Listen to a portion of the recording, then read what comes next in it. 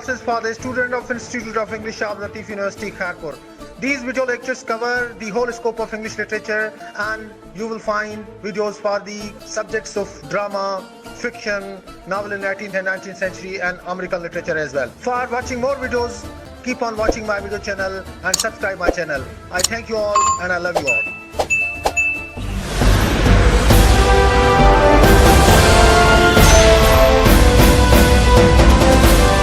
Bismillahirrahmanirrahim. Welcome to the video classes for the students of Institute of English, Shah Latif University, Kharpur. This time I present before you a general topic, a general discussion from literature, and I am sure that this general discussion, which is of paramount importance, will help you in your literary studies. Ladies and gentlemen, today we will talk about a very important topic. The topic is how to analyze the work of fiction. And we know that from work of fiction we mean a novel or a short story. Now, this analysis that I am going to share with you is in fact a literary analysis.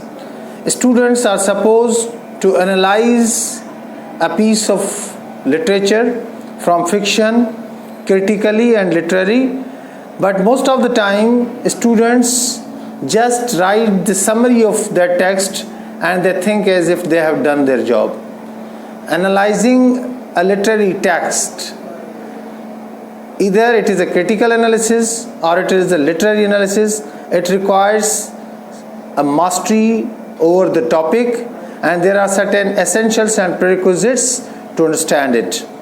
Literary analysis in fact looks literally at works of fiction in order to understand how the parts contribute to the whole. Now, the world of fiction, either it's a novel or short story, is in fact a whole, but that whole is subdivided into different parts. In literary analysis, in that critical analysis, we need to explore those parts, and then we have to connect those parts to get the significance and real message from that text. When we analyze any novel or when we analyze any short story, both are the parts of fiction, we need to first understand, then comprehend, and then critically analyze the smaller elements of that particular work of literature. And those elements of novel or story are, first of all, it includes context, then we have to understand its setting, then we have to identify and explore characters, then there is plot, there are literary devices used in that piece of work, and then we have themes and lot of things we have to understand. Now, first of all, we have to identify all these things. In this video, I would be telling you how to do it and what do we mean by from these elements. We have been given a task by our teacher or by examiner to write a literary analysis of a novel or a short story. First of all, we have to go through the text, and then we have to briefly summarize entire text in the form of summary. But now this summary is not the essential part of this literary analysis, but to make our work easier, to make our task easier, it is necessary and important that we must have gone through that work, and then we might have written down the summary, the gist, the essential characteristics of that work in the form of that summary. Now, literary analysis starts with identifying the context. What do you mean by context?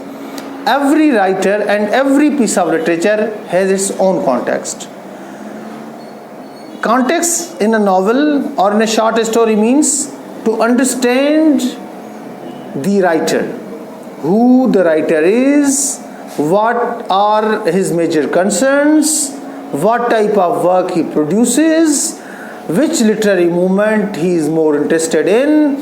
So this context is very much important to be established, because once you have established the context of a writer and you have identified the background of writer and you are familiar with other works of writer, you would be in a better position, you would have a greater advantage to write proper critical analysis of that particular work.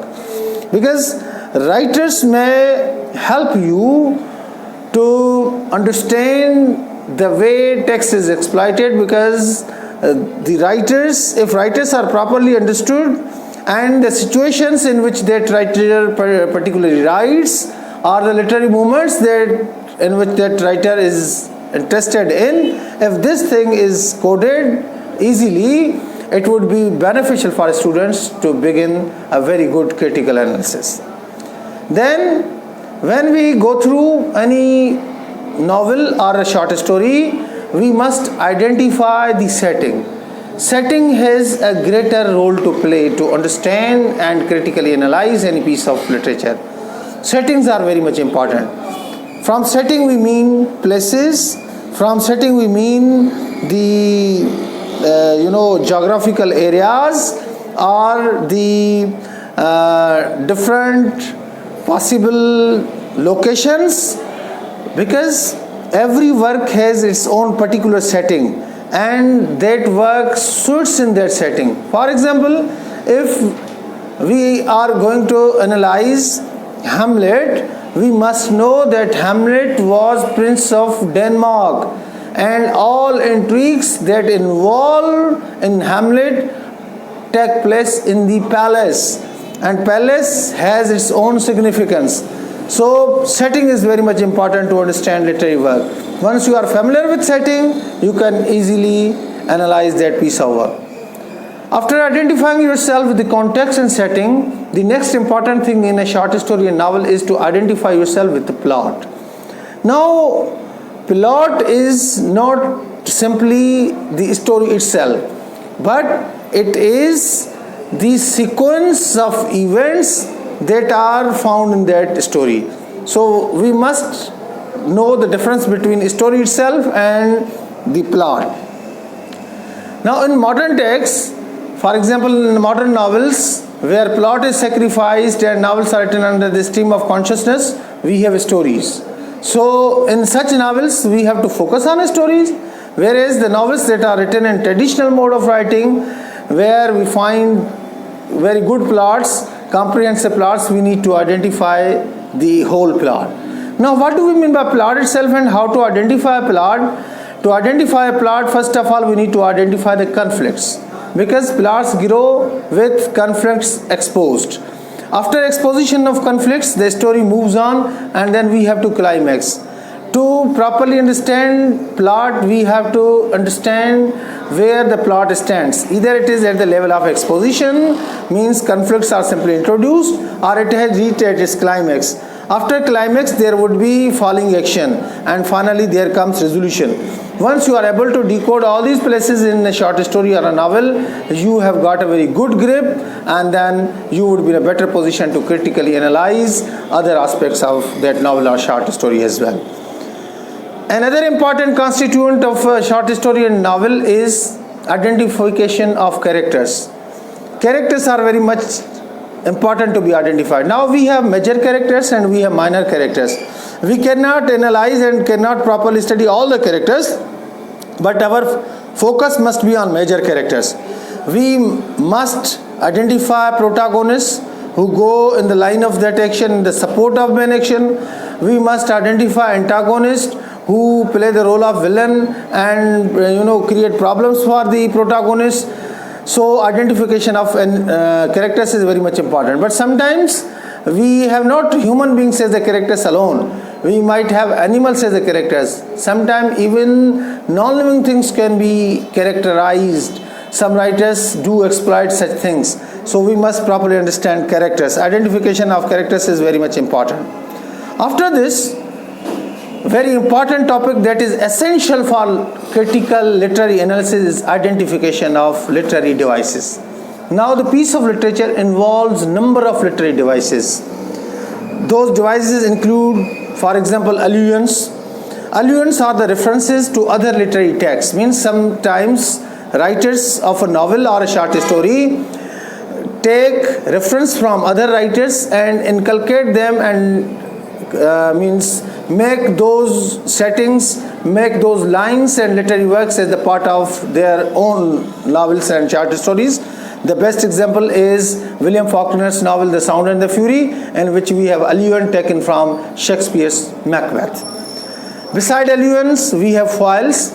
For example, foils are the characters that stand as a contrast to the main protagonist, and they pose challenge to our protagonist. For example, in Shakespeare's Hamlet, Hamlet has a number of foils. Hamlet's foils include Hamlet's friend and even Claudius, because he was also equally important as Hamlet and was as mindful and was cunning, also stands as a foil for him. Laertes is the best example of foil for Hamlet. Then in literary devices we have the events of foreshadowing, means the writers give us certain clues, and from those clues we understand that what happens next. For example, in Shakespeare's Romeo and Juliet, when Juliet asks her nurse to identify the family name of Romeo, we come to know that there will be great disturbance, because Romeo is a Montague and Montagues were antagonists to the family of Juliet. So this foreshadowing is also a literary device that is used by a number of writers. Then we have RNAs. RNA is a very important literary device that is used by a number of writers. RNAs are of three types. We have verbal RNA, we have dramatic RNA, and we have RNA of situation. So all these, in RNA, whatever is presented before us offers another meaning, offers different meaning. The best example of RNA is found in Macbeth, when witches who prophesies Macbeth to be a ruler and success of Macbeth are in fact the RNA, when we find that this prophecy brings downfall for Macbeth. Symbolism is another literary device that is used by the writers. We must identify the important symbols. Then themes are the important devices for writers, and writers exploit different themes. The common themes of literature are the fight between good and evil, human nature, love, peace, religion, war. Then we have compassion, death. All these are the leading themes of literature, and most of the time the literature revolves around these themes. It is very much important to identify the themes. Now when you have identified all these parts of a novel and a short story, you need to put them together. When you would be properly putting them together in a beautiful language, in a beautiful style, your critical analysis is ready, your literary analysis is ready. And then one more thing that I have missed it and I am adding it at the end, you must identify the language and style of writer, because if you have identified the style of writer, you would be able to decode other messages of writer as well, and it will help you to understand the work of other writers also. I hope that this important video might give you a better understanding of a literary analysis, and do mind that literary analysis is different from ordinary analysis. In literary analysis, we have to find out all these informations that I have shared with you. It is not simply a summary, as most of the students misunderstand. And when this question is given, most of the students simply write the summary of the work and then they get less numbers, or they don't get numbers according to their expectations. As the student of literature, we must understand the difference between simple summary and a literary analysis of any work. I am sure that this video will be of a great help to you. Keep watching my videos for more information. Thank you very much.